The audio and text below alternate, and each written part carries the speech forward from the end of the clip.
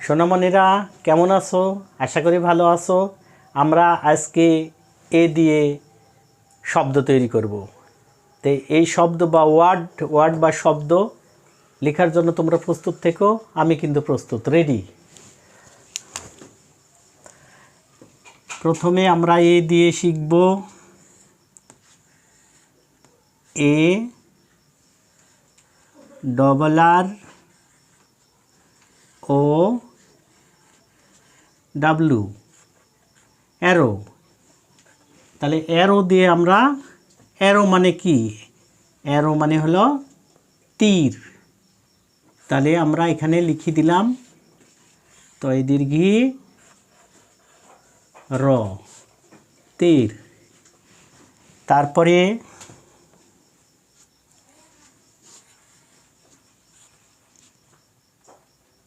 A N T, and. And দিয়ে পিঁপড়া। তাহলে পি ড়া, পয়চনবিন্দু হস্যি, পো ডেমড়ায় আকার, পিঁপড়া।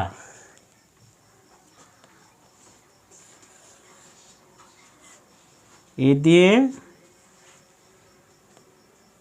অ্যাপেল, এ ডবল পি এল ই, অ্যাপেল।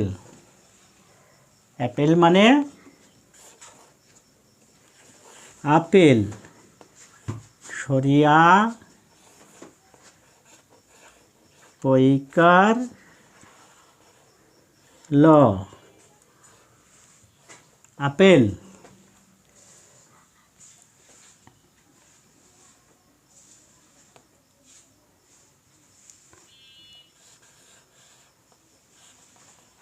এ দিয়ে and, A N D, and.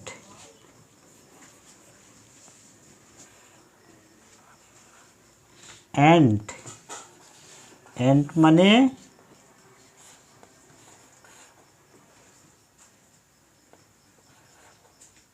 এবং।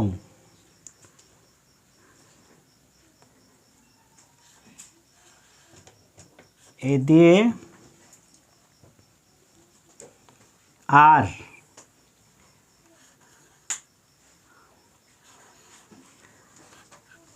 আর। আর মানে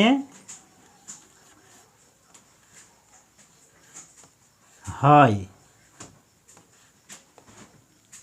তাহলে আমরা আজকে এই দিয়ে শব্দগুলো আবার পুনরায় আমি বলে দিচ্ছি, তোমরাও সেইভাবে মুখস্থ করবে।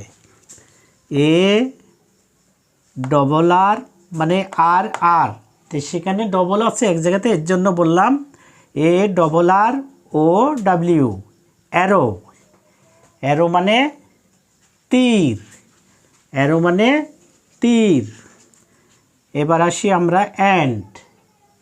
তাহলে অ্যান্ড দিয়ে হলো পিঁপড়া, A N T, and, A N T, and.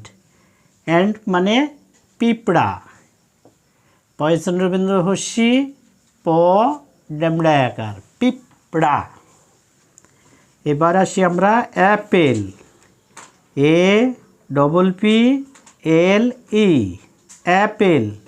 যেহেতু এক জায়গাতে দুইটা অক্ষর একই রকমের আছে, এর জন্য আমরা বললাম ডবল, মানে দুইটা আছে, এ ডবল পি এল ই, অ্যাপেল। অ্যাপেল মানে আপেল, অ্যাপেল মানে আপেল।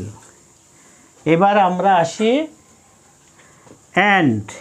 এ দিয়ে and, A N D, and.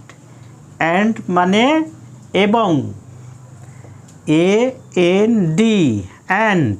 And মানে এবং। এবার আসি অ্যারো দিয়ে, আর দিয়ে। এ দিয়ে এ আর ই, আর। আর মানে হয়, এ আর ই, আর। আর মানে হয়।